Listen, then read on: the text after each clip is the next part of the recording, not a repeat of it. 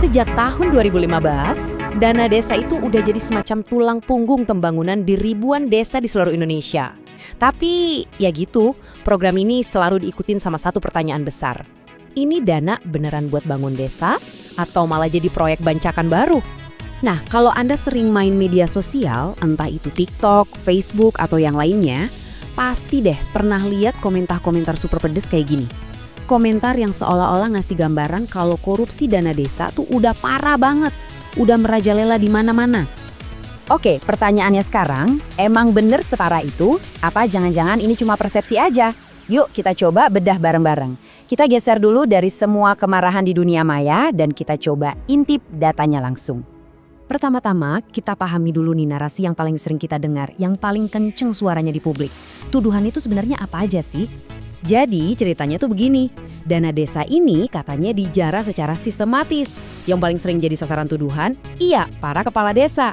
Narasi ini bikin seolah-olah setiap desa itu isinya koruptor semua dan akhirnya muncul desakan, udah hentikan aja programnya. Oke, omongan doang nggak cukup kan? Buat ngetes narasi tadi, kita harus lihat angkanya. Nah di sini kita bakal pakai data dari teman-teman di Indonesia Corruption Watch atau ICW.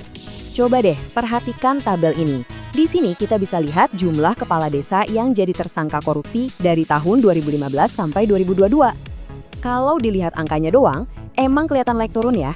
Bahkan ada tren meningkat. Tapi coba deh fokus ke kolom yang paling kanan, yang persentase. Nah, ini yang penting. Dan ini dia intinya. Kalau kita ambil rata-ratanya selama periode itu, ternyata cuma sekitar 0,13% dari semua kepala desa di Indonesia yang tersangkut kasus korupsi tiap tahunnya. 0,13%. Kecil banget kan? Jauh banget dari kesan semua kades itu korup.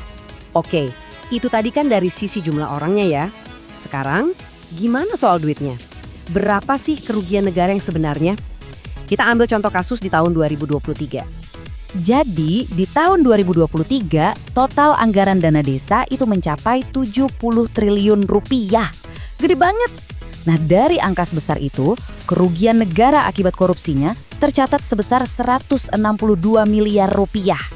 Tentu, 162 miliar itu uang yang super banyak, sama sekali bukan angka kecil. Tapi coba kita bandingkan dengan total anggarannya. Ternyata, kerugian 162 miliar itu cuma 0,23% dari total anggaran yang 70 triliun. Nggak nyampe setengah persennya pun. Ini penting banget buat kita pahami skalanya. Sekarang biar adil, kita coba perluas lagi sudut pandangnya. Gimana kalau korupsi dana desa ini kita bandingin sama korupsi di sektor-sektor lain? Apa benar ini jadi masalah korupsi terbesar di negara kita? Lihat deh grafik ini. Di tahun 2023, kerugian negara karena korupsi di sektor IT itu sampai 8,8 triliun. Di sektor sumber daya alam, 6,7 triliun. Terus, dana desa ada di mana? Di angka 0,16 triliun. Jomplang banget kan perbandingannya? Dan di tahun 2024, perbedaannya makin gila lagi. Korupsi di sektor sumber daya alam itu kerugiannya sampai 271 triliun rupiah. 271 triliun. Sementara dana desa kerugiannya di angka 0,08 triliun. Udah kayak remah-remah aja kalau dibandingin sama monster korupsi yang satu itu. Jadi, apa kesimpulan dari semua data tadi? Simpel aja. Pertama, persentase oknum kades yang korup itu kecil banget. Kedua, dana yang hilang juga persentasenya sangat kecil dari total anggaran. Dan ketiga, kalau dibandingin sama korupsi kakap di sektor lain, kerugiannya jauh lebih kecil. Artinya, masalah korupsi dana desa itu nyata, ada dan harus diberantas, tapi skalanya nggak segede drama yang kita lihat di medsos. Nah, karena ternyata masalahnya nggak semasif yang digembar-gemborkan, kita juga harus fair dong. Kita perlu lihat sisi satunya lagi. Emangnya apa aja sih manfaat yang udah dihasilkan dari dana desa selama ini? Ini pertanyaan yang krusial banget. Kalau kita main hentikan program ini cuma karena ada masalah, tanpa lihat manfaatnya, itu ibaratnya kayak buang bayinya sekalian sama air mandinya. Jadi, apa aja sih yang dipertaruhkan kalau program ini stop? Lihat deh data ini. Keren banget kan?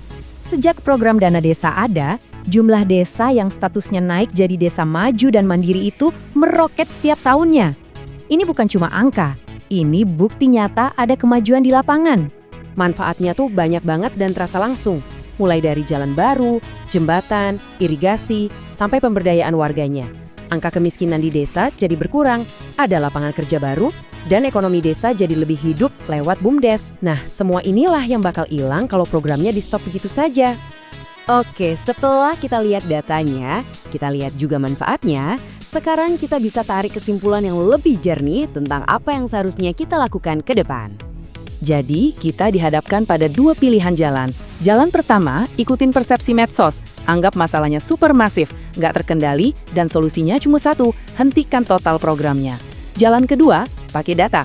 Kita akui masalahnya ada, tapi secara statistik kecil. Jadi, solusinya bukan dihentikan, tapi diperbaiki. Pengawasannya diketatin, pendampingannya diperkuat, dan evaluasinya diperbaiki. Dan sebagai penutup, saya mau tinggalin satu pertanyaan buat kita renungkan bareng-bareng. Bukan cuma soal dana desa, tapi soal isu apapun. Apa ya risikonya kalau sebuah kebijakan penting untuk negara kita itu lebih didasarkan pada kemarahan sesaat dan persepsi di media sosial ketimbang analisis data yang cermat dan berimbang? Coba deh dipikirin.